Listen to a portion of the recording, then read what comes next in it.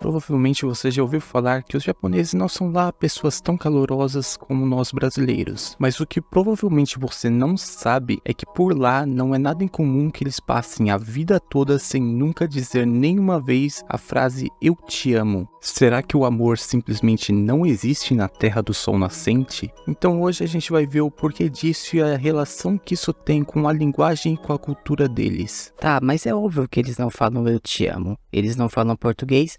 Bom, você tem um ponto, mas obviamente não é disso que eu tô falando, né? Existe sim um equivalente em japonês para você dizer eu te amo, só que ele praticamente não é utilizado. Mas antes de entrar direto nas razões disso, vamos primeiro ver que tipo de frase é usada por lá para transmitir esses mesmos sentimentos. Aqui o personagem de Clannad diz "Omae no koto ga suki da". E se a gente ignorar esse omae, que significa você, e não é muito normal na vida real não, o mais normal seria a gente usar o nome da pessoa mesmo, ao invés de tentar usar um pronome. Mas tirando por isso, essa frase é uma forma bem natural de se expressar o sentimento de amor. E bom, se a gente fosse tentar traduzir essa frase pro português, a gente com certeza ficaria com algo como "eu gosto de você". Porém, vamos analisar ela palavra a palavra, porque tem algumas coisas meio peculiares acontecendo aqui. E vamos começar pelo final nesse bloco sukida. Primeira palavra suki. Ela é uma palavrinha que a gente sempre vai ver ela sendo traduzida como gostar. Porém, o que sempre buga a cabeça das pessoas é que, diferente como mostra na tradução, ela não é um verbo, ela é um adjetivo. Ou seja, na verdade, em japonês a gente não fala que nós gostamos de algo, e sim que o algo tem como gostado a sua característica, por mais bizarro que isso pareça. Já o da, a palavrinha que vem depois dele, é equivalente ao verbo ser do português. Então se a gente fosse traduzir esse pedaço como é gostado, o da estaria fazendo o papel do é. Só para deixar claro, eu traduzi assim por falta de opção, tá? Não é que essa seria uma tradução perfeita nem nada do tipo. Mas esse pedaço que a gente viu primeiro, na verdade é a parte mais normal da frase, porque o que é estranho mesmo é esse kotô no meio. A tradução mais comum para esse kotô é literalmente coisa. Sim, coisa. E fica mais estranho quando a gente olha a frase inteira e tenta traduzir. Então vamos lá. Omae no koto ga suki da. Omae, como eu falei, significa você. Esse no, ele estabelece uma relação de posse entre o que vem atrás e o que vem na frente. No caso, o que vem atrás é meio que dono do que vem na frente. É uma função parecida com o de do português, mas ao contrário. Então, por exemplo, você pode entender o omae no koto como coisa de você, ou simplesmente de um jeito mais normal, sua coisa. E por último, esse ga que vem depois dele não tem tradução, mas ele só serve para indicar quem é o sujeito da frase, ou seja, quem realiza a ação. E nesse caso vai ser quem tem a característica de ser gostado. E quem realiza a ação é sempre quem está atrás do ga, que nesse caso é a palavra koto. Então ela que vai realizar a ação de possuir a característica de ser gostado. Então agora que a gente traduziu palavra por palavra, é só juntar tudo, né? Então na frase inteira a gente vai ficar com a sua coisa gostada, e deixando um pouquinho mais normal a gente fica com eu gosto da sua coisa. Tá claro que alguma coisa tá errada aqui, né?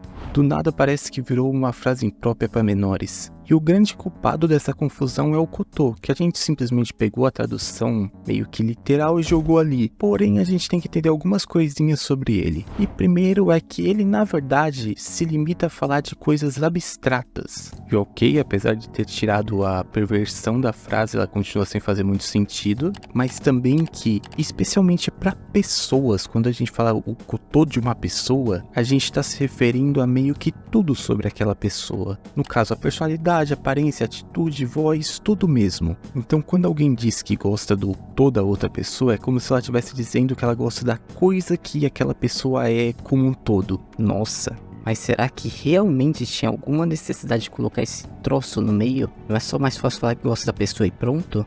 Bom, você pode falar assim, não tem nada de errado com isso, na verdade. Inclusive em anime você vai ver, vira e mexe uma declaração ou outra que é feita sem o kotô, colocando direto o nome da pessoa mesmo. Mas é que a utilização dessa palavrinha, ela tá dentro de um traço cultural que eles, a maior parte das vezes, quando vão falar desse tipo de sentimentos, preferem ser mais indiretos e sutis. E a gente tem uma anedota muito interessante que explica bem esse traço cultural. Talvez você já tenha visto em algum anime, ou simplesmente ouvido falar que em japonês dizer que a lua está bonita é a mesma coisa que dizer eu te amo. E sim, isso realmente existe, e o que acontece aqui é que, segundo uma historinha, o autor Natsume Soseki, que que foi um dos autores mais prestigiados da história do Japão, que até tá na nota de 1000 ienes, teria, enquanto trabalhava como professor de inglês, dito para um aluno que teria traduzido I love you como Ware kimi o aisu, que é uma forma bem literal e bem arcaica de se dizer eu te amo.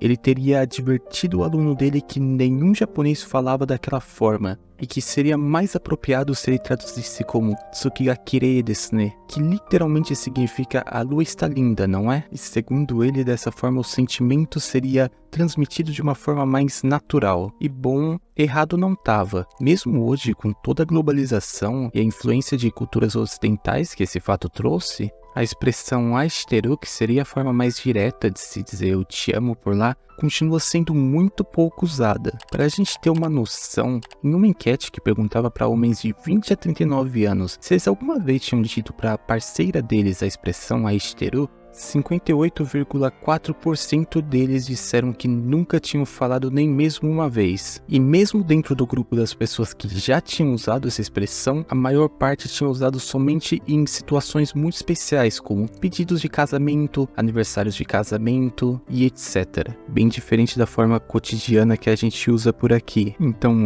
realmente parece que tá mais fácil deles expressarem esse sentimento falando que a lua tá linda mesmo. E por mais que não tenha nenhum documento que confirme a veracidade dessa historinha, e ela na verdade seja muito mais uma lenda urbana do que uma história real, ainda assim é bem demonstrativo desse traço cultural de ter uma preferência tão grande por uma forma mais sutil, indireta, suave, ao invés de falar as coisas da forma mais direta e clara possível. E eu particularmente acho muito interessante como esse traço parece ter afetado até mesmo a gramática do idioma.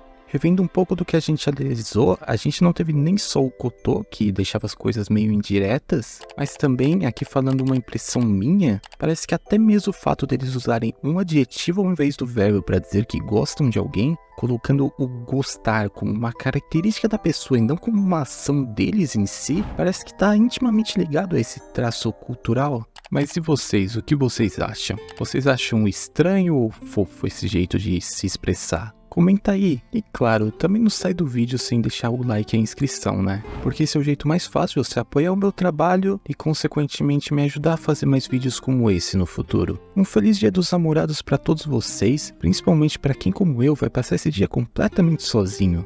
Mais um motivo para você deixar o like, para eu me sentir um pouco menos solitário. Muito obrigado a todo mundo que assistiu, uma boa semana a todos e até mais.